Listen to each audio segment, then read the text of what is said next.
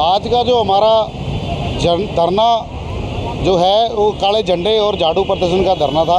आज रोहतक के डीसी आवास पर हमारे कलानौर कमेटी के और महम कमेटी के और रोहतक नगर निगम के सभी कर्मचारी ने मिलकर एक जुलूस के शक्ल में एक यात्रा निकाली और अपने नगर निगम रोहतक के कार्यालय से डीसी आवास तक, डीसी कार्यालय तक यहाँ पर पहुँचे कर्मचारी और यहाँ पर हम धरना प्रदर्शन करेंगे, क्योंकि सरकार से हमारी राज्य कमेटी की कई बार बातचीत हो चुकी है और सभी मांगों पर सरकार सहमति भी जता दी है। पिछले दिनों हमारे जो मंत्री है शहरी स्थानीय निकाय मंत्री गुप्ता जी, कमल गुप्ता जी, उन्होंने भी सभी मांगों पर सहमति जताकर और कई बातों पर हामी भरी और कई बातों को सीएम के सामने समक्ष रखने की पेशकश की थी, परंतु आज तक भी किसी भी मांगों के बारे में कोई भी पत्र जारी नहीं हुआ, ना ही कोई मतलब आदेश जारी हुआ है। इसी के रोज स्वरूप पूरे हरियाणा में ये आंदोलन जारी है। तिथिवार हमारा ये आयोजन था। आज 28 तारीख को रोहतक में प्रोग्राम था।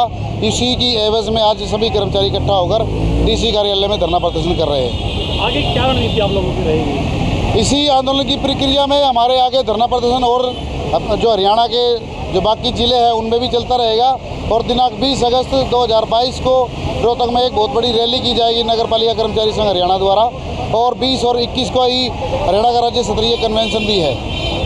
तो मुख्य मांगे आपकी कौन कौन सी है? मुख्य मांग सबसे पहले तो हमारी यही मांग थी कि जो कोरोना टाइम में हमारे जो कर्मचारी कोरोना से प्रभावित होकर जो जिनकी मृत्यु हो चुकी थी उनके आश्रितों को सरकारी नौकरी दी जाए और 50 लाख रुपए उसके परिआश्रितों को मुआवजा दिया जाए।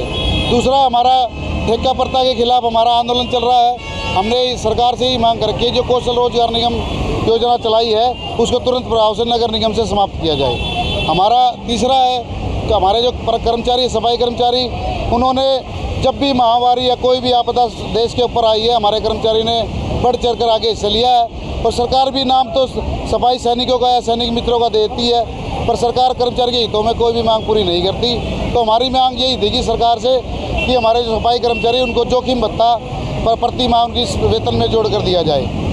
मेरा नाम सुनील कुमार चंडालिया है। मैं नगर पालिका कर्मचारी संघ हरियाणा का स्टेट का डिप्टी जनरल सेक्रेटरी हूँ। आज का जो ये प्रदर्शन है ये नगर पालिका कर्मचारी संघ हरियाणा के आह्वान पर हरियाणा प्रदेश की कमिश्नरी वाइज जिला स्तर पर हम ये प्रदर्शन कर रहे हैं, क्योंकि जो सरकार से लगातार हमारी बातचीत हो रही है। पीछे डॉक्टर कमल गुप्ता जो निकाय मंत्री हैं, जो हमारे विभाग के मंत्री हैं, उनसे 10 मई और 28 जून को हमारी वार्ता हुई और वार्ता में जो हरियाणा कौशल रोजगार निगम को भंग करने की बात थी उसको उन्होंने सहमति जताई।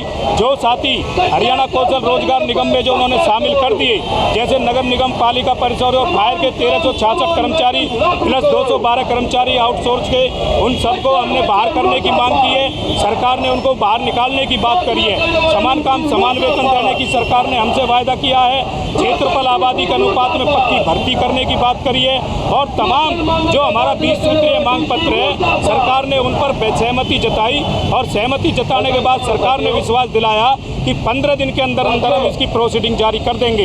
लेकिन बड़े शर्म की बात है, हरियाणा प्रदेश का मजदूर आज सड़कों पर चिल्ला रहा है। सरकार आंदोलन के दबाव में आकर के बातचीत तो करती है लेकिन मानी गई मांगों के पत्र जारी नहीं करती। इसलिए सरकार की इस वायदा खिलाफी के खिलाफ आज हरियाणा प्रदेश में आंदोलन चल रहे हैं। हम 20 जुलाई से 29 जुलाई तक ये सभी कमिश्नरी वाइज धरना देंगे। 1 अगस्त से 10 अगस्त तक हरियाणा प्रदेश के जितने भी विधायक हैं उन सबको ज्ञापन उनके आवास पर प्रदर्शन करके ज्ञापन देंगे मुख्यमंत्री जी के नाम। और फिर अगर सरकार ने हमारी बातों का समाधान नहीं किया, मानी गई मांगों के पत्र जारी नहीं किए, तो 20 अगस्त को इसी रोहतक के अंदर एक राज्य स्तरीय रैली करके और रैली के मंच से सरकार के खिलाफ आंदोलन के आर पार के आंदोलन का आह्वान संघ करेगा।